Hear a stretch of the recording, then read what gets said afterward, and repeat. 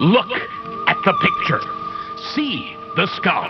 Visible Frankenstein controls. The Brain Thoughts broadcasting radio. The Frankenstein earphone radio. The latest new skull reforming to contain all Frankenstein controls. Today's episode of Frankenstein Control is brought to you by Sphinx Wheeler's House of Just Walk In Here and Fight Me. Is it a dojo? It is not a dojo. It is just an empty building with a single man, Sphinx Wheeler. He is a man of average build, height, and weight, and he is willing to fight you. Wow, okay. Is he trained in any martial arts? He is self-trained in the martial art of kicking ass. What's his win ratio? His win ratio is undisclosed. Has he ever killed a man? Never convicted. I like those odds. It's come on down to Sterling Boulevard. There he is. He's right there, not next to 4th and Main. Sterling Boulevard is different. Okay, good. Because there's a high turnover rate of that 4th and Main. Those shops over there, something's wrong. I mean, maybe they're haunted or some shit. Because no business ever lasts long over there. That's just it. A bunch of businesses have fallen on ill times. Sphinx Wheeler stole a building that had gone foreclosed and verklempt. And now he's just waiting there for you to come in and challenge him to a fight. Fisticuffs, knife fights, gun battles. He doesn't care. Sphinx Wheeler will take you on.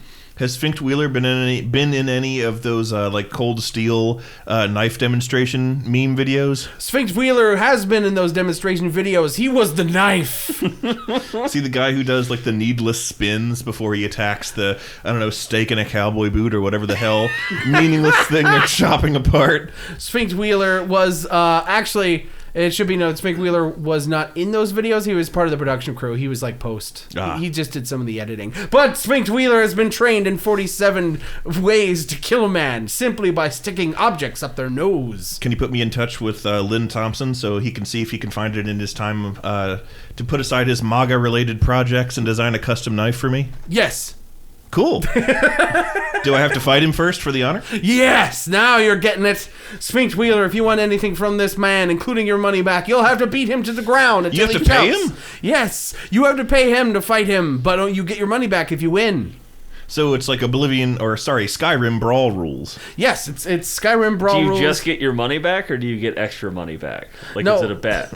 No. Does he say, just fists and none of that magic stuff either, let's go?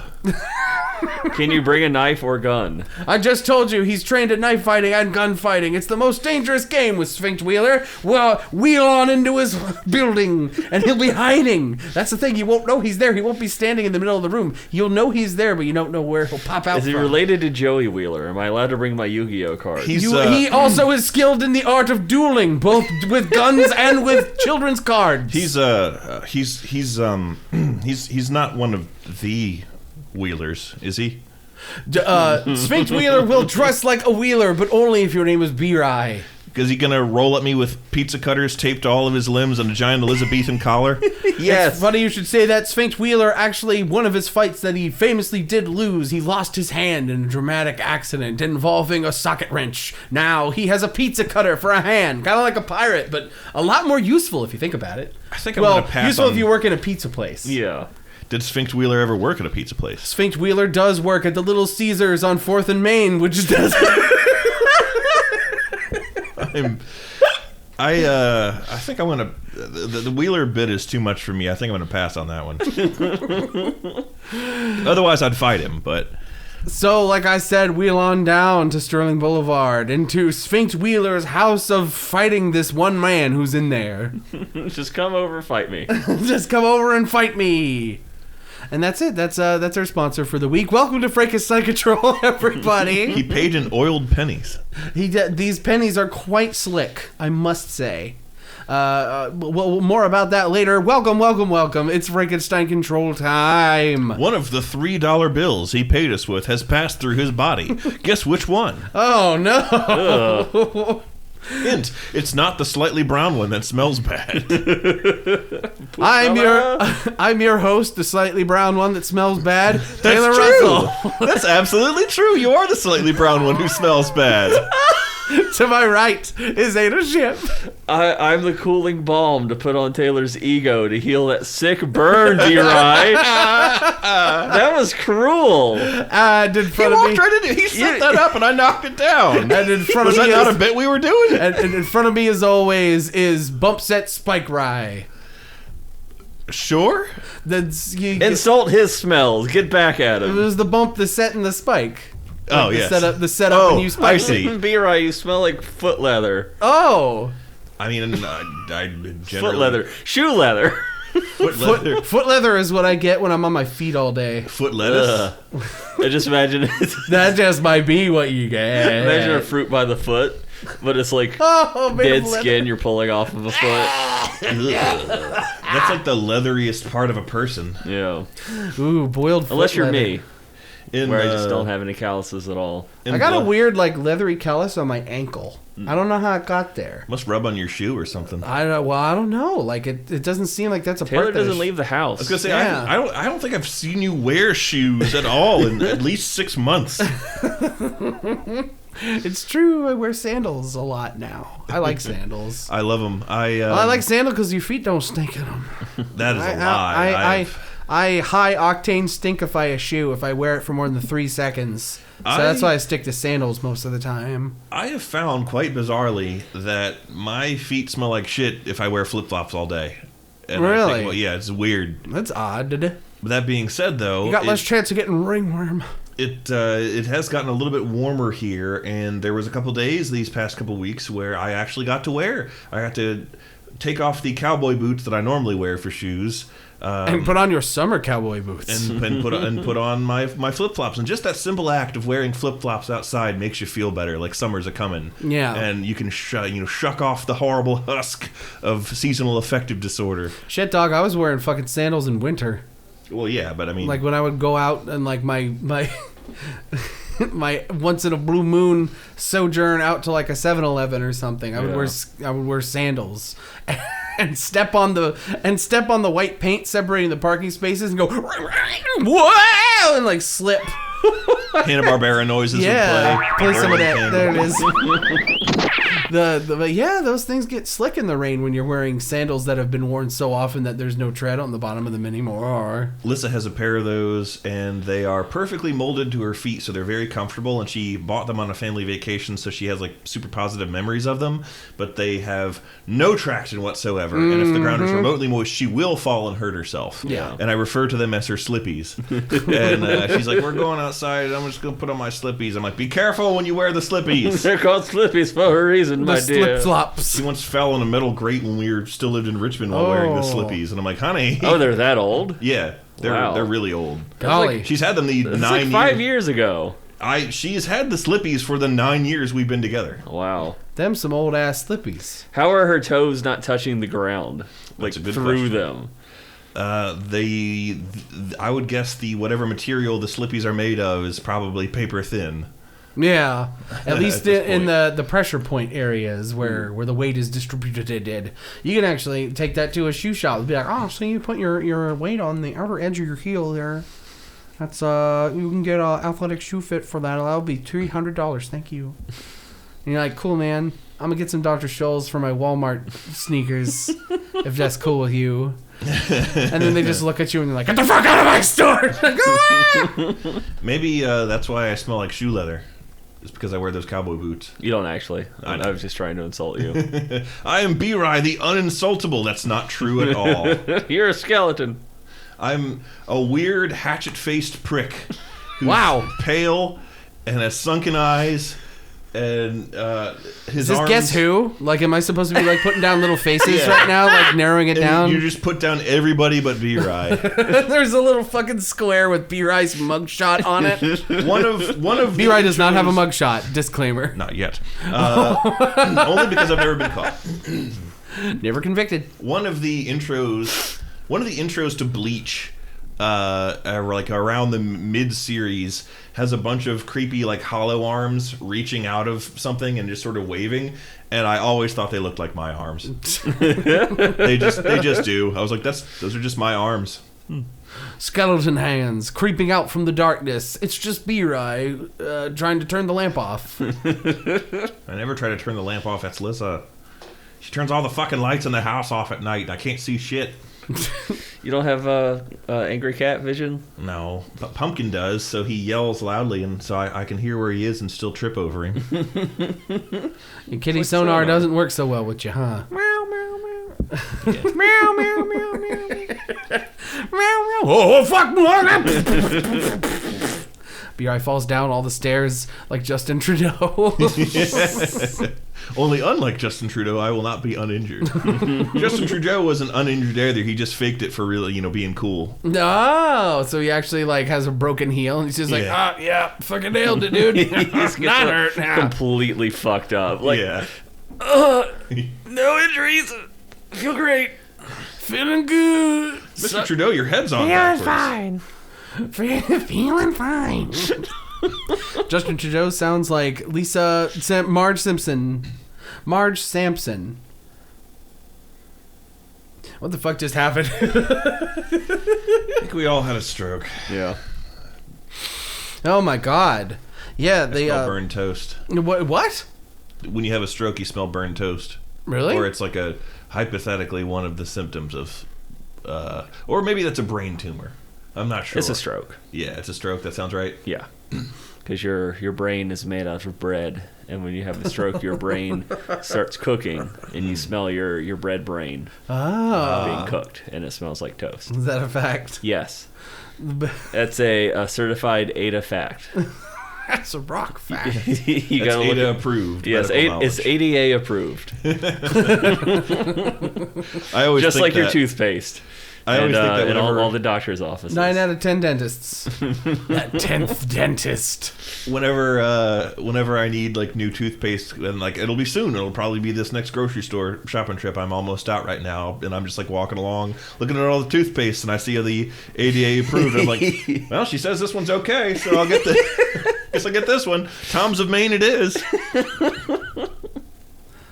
You get the same thing with like making doctor's appointments. Like they'll have their disclaimer that like all of our facilities are ADA compliant, as in Americans with Disabilities Act compliant. Like I schedule an appointment at one of those places, and it's like it's ADA compliant. I'm like, it better be. I just made an appointment. That's really what you do for money. Is you go around touring all these medical facilities and giving them the yay or nay. Yeah. You just go over to Ada is God to these people. Yes. This world is dead without me. When I die, so does everything else. Oh my god. I mean, you have no way of knowing if that's true or not, so Yeah. might as well be. Who knows? The world is yours. But probably not. These little rubber penises from the teeny weeny Bad Dragon collection that have been on our recording table for the last 30 episodes probably have become so commonplace that I'm not even affected by the sight of them anymore. You're touching them right now. They're weird, stretchy. This one looks like a weird genie lamp, and it looks like when Jafar was like, I want the power of a genie. I don't know why Jafar is Mark Hamill, but he's like, when he was like, genie, give me the power of an all-powerful genie, and they're like, and all that comes with it, and he's sucked into the lamp. This is the lamp that he was sucked into, is this weird wang. That'd be really funny if they made Jafar live in a wang-shaped lamp. It'd make the return of Jafar all the more awkward when the thief has to like whizzle wazzle and he has to rub a dub. Jerk off a dildo he finds in the desert. Jerks off a dildo he finds in the desert, and a Jafar comes out. I don't think I want to rub this one. Oh, this is definitely like a horse penis. These for those of you that don't know, I bought off of Bad Dragon a set of what they call teeny weenies, which are these miniatures of their fantasy dildos, and they just send you 5 random ones. And one of them I deduced recently was a werewolf penis. This one looks like a horse penis. Probably a centaur penis. Yes, a centaur. And that one I know is just some kind of weird alien thing. Why would an alien have a penis? Well, maybe it's a dragon thing because it has scales on it. Oh gosh, that probably hurt. Yeah, probably. I mean, if you're getting fucked into a dragon, you're fucked by it. We should also probably note that these teeny weenies are literally just like replicas. They're not for use. Yeah, nor have they been used. They're just chilling out on. You can't use them. They're toys. They're little pieces of rubber. They're like an inch and a half long. They're very small. They're like smaller than a human pinky. Yeah, completely devoid of any sexuality. So. Yeah. Which is why I keep them on the table for anyone to play with. They're stretchy. They're good STEM toys. They're stretchy and they have that vague stickiness that all rubber toys get where like lint and shit sticks to them. Mm-hmm. Yeah. There was my dad was really shitty to his sister's toys growing up. And they're like one of the things he did was he shaved one of their Ken dolls. His head? Yeah,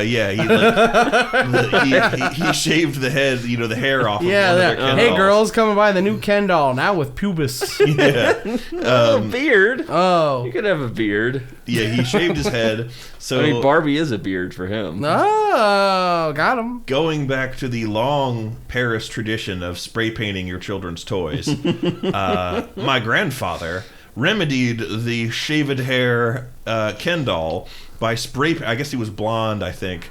So he spray painted like yellow spray paint on top of his head to give him the appearance of hair. Yeah. But not very well. And like Dad said, the spray paint like never dried, so like lint and shit stuck to him all the time. It was just sticky to touch, and it wasn't a great time. Old sticky head Ken. He's strolling down the lane in Barbie's Malibu beach car. The other thing he did was my Aunt Jane, I don't remember if it was my Aunt Jane or my Aunt Eileen, but one of them had a Chatty Cathy doll, which was all the rage back in the 60s, and it was one of those first dolls that Gabby from one of the most recent toy stores was a sort of an homage to that. And it was like one of the first where you pull the ripcord on the back and it like a little record player inside the doll says like I love you and all this shit like that. And it spoke once on Christmas morn, and my dad said, "Let me see it," and he yanked too hard on the string and the ring broke off on the string. It was like I love you, and the string retracted inside the doll because he'd broken the ring off. And immediately she spoke once and was forever silent. Oh my god, that's funny. I think my grandpa again used like a hot knife to like cut open her back and rethread the cord and tie the ring back on. Oh, okay, so it did speak again. It did speak again, but Dad fucked it up royal with that one. Not without scars. This is the same father of mine who failed skipping in kindergarten and got suspended for sniffing a cookie at a bake sale. So that is who I. What a renegade! You rogue cookie sniffer! Get out of here, you crazy kid! You're suspended. You're suspended for sniffing cookies. Wow, the rogue cookie sniffer, your father. What proud lineage. I am B-Rye, son of Kevin, the sniffer of cookies. Sniffer of baked goods. And everyone's like, He also got suspended because he was trying to get off the school bus one time, and some mean girl who like rode his bus but didn't live in his neighborhood wouldn't let him get off the bus, and he was panicking, and he was like, in my day, like, they wouldn't just turn around and drop you back off if you missed your stop. They weren't nice back then. And their parents your parents would blame you if you missed your stop. And I panicked, and I hit her with my lunchbox, and that made her let me go, and then I got in trouble for it. Now here's the thing: when was your dad a wee child? What era was your father a wee? 60s. The 60s? Yeah. Oh man, that must mean that fucking lunchbox was made of like sheet metal and asbestos. Yeah. Like he basically Tungsten lunchbox. He basically hit her with a fucking clothing iron. Yeah. Had a lead thermos in there. Filled with molten iron. It had a fucking food warmer with like depleted uranium inside. The lunchbox is like 40 pounds. Yeah. And your father... Golden handle. That little girl never learned math. After what your father did. All with like a chipped paint, like Adam West era Batman's painted on the exterior of the... She wasn't a very chatty Cathy after that. My father also used to describe saving apples from his lunch and hitting them on the desk in spots and rotating the apple so that all of the apple was eventually bashed to gook without breaking the skin, and then throwing it out the school bus window at people. That's pretty good. I have like this weird memory from school where, you know how occasionally your teacher would invite somebody from a profession or whatever to come and talk. Yeah. And just be like, this guy, he's a police officer and he does police things. He shoots minorities for you. Oh. That's just moral oral with the what is it? God guides my bullets into the hearts and lungs of evildoers. Bang, bang, bang. More on moral oral in a bit. Yeah. But from what I remember, we had a day like that where we had a cop come and he talked to, like, we all went to a different classroom and he talked to us about apples. What? Like apples? All I remember from him talking is like, if you see somebody throwing an apple up in the air and catching it, they're bruising the whole apple. That's all I remember. That's all I remember from this cop talk. Ada, it was a secret call for help. He was suggesting that all cops are bad apples. Maybe you didn't pick up on it. You were too much of a dumb child. Maybe that's why I'm such a communist, anarchist, lesbian. No one believed him, and that's why we have all the problems, institutional problems we have today. Yeah, he was trying to send a message, and it didn't work. Then he passed out 3 bags of marijuana just so you could see what it looked like, and only 2 of them made it back to him. And he got real mad. And then Tommy got real high. Tommy, what are you doing on the wastebasket? Oh my God! It's been a while since we watched it, but I was watching. You were watching Morgul Borgul. Yeah, I was watching Moral Oral with Brian because he's been missing shows in the vein of Rick and Morty that are funny but also have like really deep character moments. Oh yeah, and like fucked up shit. Moral Oral. And I'm like, yeah, Moral Oral is like that. There's been way too many moments in that show where I get really uncomfortable and don't want to watch it. Moral Oral is. So I never watched it. So many people don't even know it exists. Yeah, but it was some of the most powerful television I have ever seen. Well, like, what we've been seeing so far is like, just fucked up. Yeah. Like, I know in the 3rd season is when you get, like, a lot of the character stuff. Yeah. But there's been some that are just like, ew, what? No! Yeah, I mean, that's all I caught. That's all I caught from that show was just that kind of stuff. I'm like, all right, it's like a Mr. Pickles kind of thing. I'm not gonna, whatever. It's better than Mr. Pickles. Mr. Pickles is an abortion. Yeah, Mr. Pickles is... Mr. Pickles is that cruel kind of not funny that Robot Chicken turned into. And where Happy Tree Friends. Yeah, it's just violence. I don't like that's that. Not funny or good at all. But they're one of the last one we watched where halfway through it I'm just like, I don't like this. Moral went to a museum basically and oh no and got that's not the bad part. And got this lesson about like holy images are important. So like stuff like, oh, if you find a piece of toast and it has Jesus in it or it looks like Jesus or something, then it's holy and needs to be protected. And he bought this like horrible looking Jesus bobblehead. And then while he was driving home on the bus, it crashed, and it was like a public bus.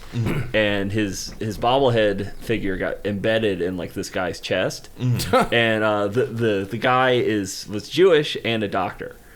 And they take him to the Morrilton Hospital, and they're like, your wound is a holy visage and it needs to be worshipped, and they like lock him up in the hospital and like don't treat him at all, and he's just getting sicker and sicker and dying, and like sick people are coming and like kissing and rubbing his wound. I think I remember that. And like he's not lost on the Jesus sauce, so he's like a reasonable, intelligent man. He's a fucking doctor, and he's just suffering. And It wasn't funny. It was terrible. I hated that. I mean, you describing it makes it sound funny. That's the problem. I think it was. It probably was like that all the way up until it got executed. It sounded funny on paper. Yeah. Knowing Dino Stamatopoulos, I would almost put it past him to not even think that was funny, but almost as a dire warning of, this is what this kind of person will do. Yeah. Because there's there is an aspect of Moral Orel. It's like one part funny, haha, Jesus jokes, one part super dark character arcs that are like really well done television, and one part dire warning. Yeah. And I think that was one of the warning episodes.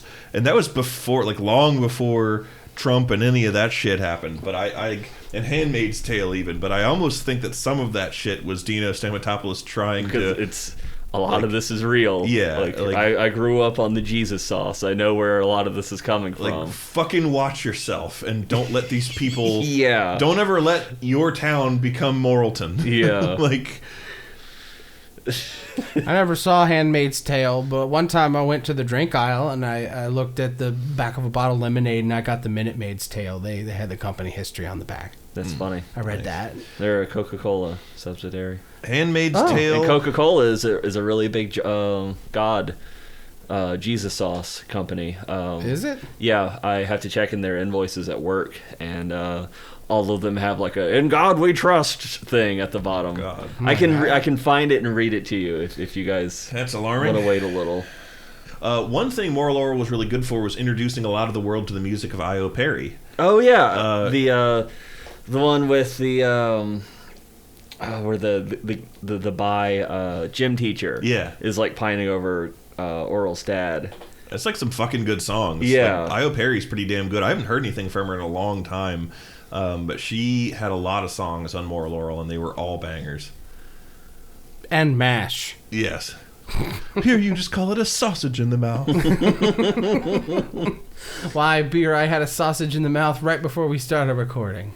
Did I? Yeah. I just ate a cold can of SpaghettiOs right out of the can. There with was the spoon I sausage in borrowed. there. It was meatballs. Oh, yeah. What do you think a meatball is? It's just a sausage cut into circles. He circles the Post Malone song. You know, we really came full circle.